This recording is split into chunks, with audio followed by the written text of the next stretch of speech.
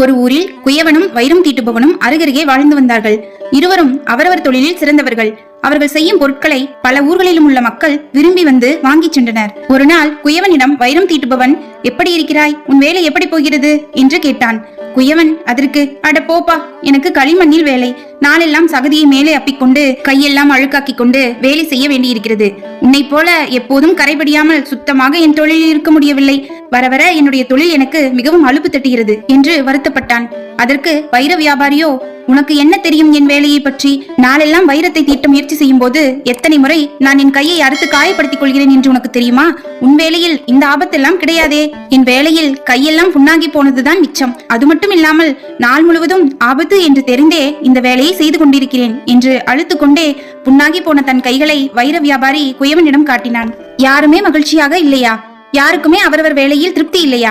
மகிழ்ச்சியான வேலைதான் எது என்று இருவரும்